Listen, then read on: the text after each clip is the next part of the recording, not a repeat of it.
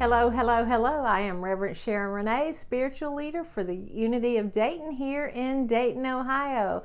Want to welcome you to Mindful Living, where we nurture your body, your mind, and your spirit.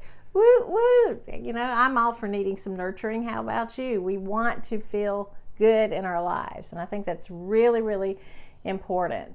And I want to start with an affirmation. And the affirmation is, all is well regardless of how it appears. All is well regardless of how it appears. Let me go over the schedule of things that are going on before I get into other things. We do have a lot going on. This Friday at 6 p.m., we are going to be having a meeting, a training for those who are participating at the Dayton Pride Festival and as well at the Yellow Springs Festival, so that we know how to explain and define unity. We talk about that. It's when somebody says, well, what is unity? We all kind of,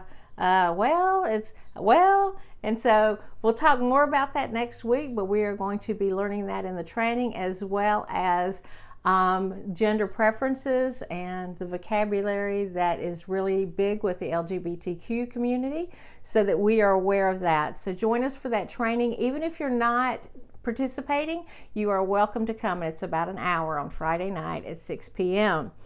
And then starting this Friday, do I have my dates right? Yes, this Friday, June 2nd, we are going to start the Artist's Way book study, and that's going to be hosted by Bob Coates. And it starts at 10 a.m. and it's for 12 weeks, and it is The Artist's Way by Julia Cameron. So a lot of people are really, really excited about that. And this Sunday is our sound bath after church. And also we are starting something new, and it is called, it's a sharing table. And so if you have gently used items that you are no longer using and you want to bring it in, the first Sunday of every month, we are having a sharing table so people can shop, so to speak, and take things home. What is left will be donated. All right. But one of the things is we're trying to clean some of the rooms out where people are bringing stuff. And so those rooms will be eliminated, and we will be doing this once a month. We will also need other people to help host this in order for it to continue. All right. And then the following Saturday is the Yellow Springs Street Festival, and we will also have a table there. We're very excited about that. And so anyway, want to talk to you about this week. We will vote on the name for the bookstore. So it's no longer going to be the Book Nook, and we've got some wonderful creative names, and I especially like the ones that I picked. So pick me. I'm teasing, but nobody knows which ones that I picked. But anyway, we're all excited to see what's going to happen, and the painting is going to start this week. And guess what color we have chosen for the bookstore? Purple. As purple as you can get. So it's going to be really, really great. You're going to feel that when you walk in. So we're so excited about that. And Sunday's topic is sharing your light.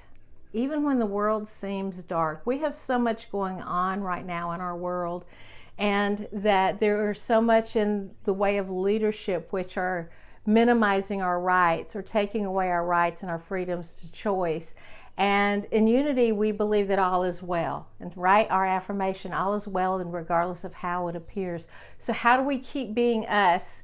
How do we keep loving us and shining that light? And how does that change the world? How does that make the world better when the world seems to be like it's fighting against itself?